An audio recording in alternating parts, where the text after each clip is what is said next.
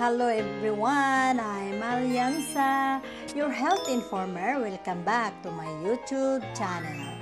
In this video guys, we're talking more about health tips and health benefits. Kung bago pa lang kayo dito sa channel ko, huwag niyong kalimutan na mag-subscribe at pindutin ang notification bell para updated kayo lagi kung mayroon akong bagong upload na bagong video. Our topic for today is about how does a man get urinary tract infection.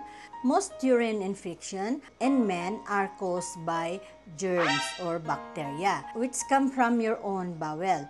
They cause no harm in your bowel but can cause infection. If they get into other parts of your bodies, some bacteria lie on your back passage which is called anus after you pass a stool. These bacteria sometimes travel to the tube which passes urine from your bladder and multiply quickly to cause infection. This infection called urinary tract infection. If this infection in the bladder and the urethra, we called it a lower UTI. And if it is travel to both kidneys, then we will call upper urinary tract infection. This is more serious than a lower UTIs as the kidneys become damaged by infection. UTIs are rare in men, age under 50, become more common in older men, but much more in women. What causes urine infection in men?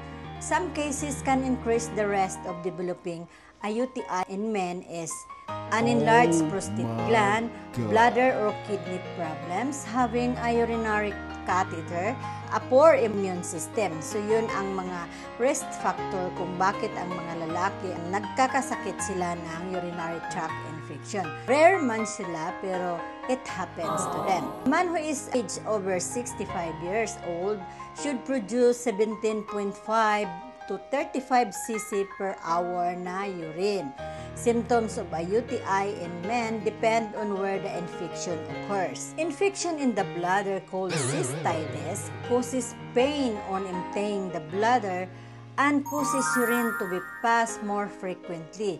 There is also pain in the lower abdomen. The color of the urine is cloudy, bloody, or smelly associated with fever. Kung yan ay mararamdaman nyo na yan, ay mayroon kayong UTI. Infection in the kidneys may cause pain in the loin, the side of the lower back of the kidney, and also associated with fever and vomiting. The treatment is a course of antibiotic will clear the infection quickly to 7 days in men and less than in women. Paracetamol or ibuprofen to ease the pain and discomfort or high temperature. Masakit ang lower abdomen mo or kung may fever ka, kung masakit umihi, lower back pain, yung ihi mo ay cloudy, mayroon kang UTI. Pagpakonsulta ka na para ang doktor ay magbigay sa iyo ng antibiotic. Ang lalaki for 7 days, pag ang babae ay less than 7 days. Have a plenty to drink or increase fluid intake. The outlook is within few days of starting medication, it will improve, and if there is no improvement, maybe you need another type of antibiotic. So you better see a doctor.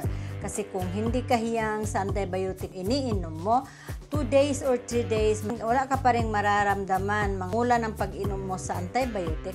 So kailangan punta ka sa doktor mo at ipa-change mo yung antibiotic mo. Occasionally, the infection may spread and cause more symptoms. Infection in the bladder, called cystitis, may spread to the kidneys, called pyelonephritis. So, in men, the infection may also spread to prostate gland, causing the infection called prostatitis. So, infection of the prostate, it may lead to swelling caused by a collection of pus called abscess. Swelling na yung prostate mo, kaya masakit na yan, kaya nilalagnat ka.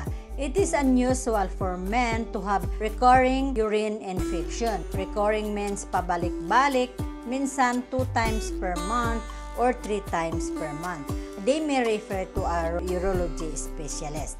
Sa mga kalalakihan all over the world, masakit umihi, yung ihi nyo may halong dugo ng kunti, or saka masakit ang lower abdomen nyo or lower back pain, magpakonsulta na kayo ng doktor. Lagi kong binabanggit dito sa video na kung may unusual kayong nararamdaman sa katawan nyo, you should see a doctor kasi baka bago ka pa makapa-check up ay malala na.